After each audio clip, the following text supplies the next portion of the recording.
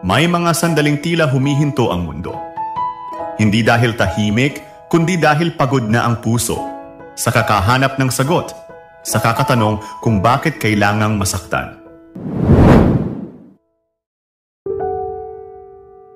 Minsan, akala mo nakabangon ka na, ngunit isang alaala lang at muling bumabalik ang lahat.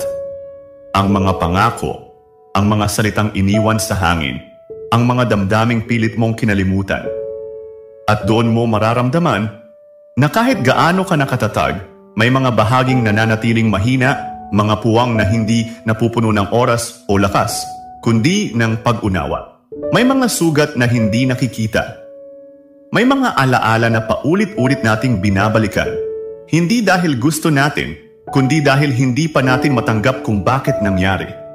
Ngunit sa paglipas ng panahon, matututunan mong hindi lahat ng sakit ay kaaway. May mga kirot na dumarating hindi para sirain ka, kundi para hubugin ka. Ang pasasalamat, iyon ang lihim na sandata ng mga marurunong magmahal sa buhay. Dahil kapag natuto kang magpasalamat kahit sa sakit, unti-unti mong mararamdaman ang pagbabago. Ang pait nagiging aral, ang luha nagiging lakas. At ang dating sugat, nagiging paalala na kaya mong mabuhay kahit ilang ulit ka nang nasaktan. Hindi madaling maging mapagpasalamat pagkatapos ng masakit na karanasan. Pero doon mo masusukat ang tapang mo. Kapag kaya mo nang ngumiti, hindi dahil okay ka na, kundi dahil alam mo na ang masasakit na karanasan ay bahagi. At pagsubok lamang ng buhay para maging matatag ka. Kaya't kung nasasaktan ka ngayon, damhin mo lang. Tumingala ka sa langit at sabihin mo ito sa sarili mo, salamat. Maraming salamat.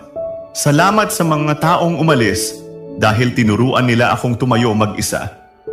Salamat sa mga panahong bumagsak ako dahil doon ko nakilala ang sarili kong lakas.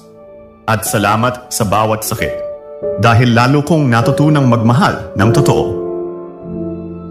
Sa huli, ang pasasalamat ang tunay na anyo ng lakas.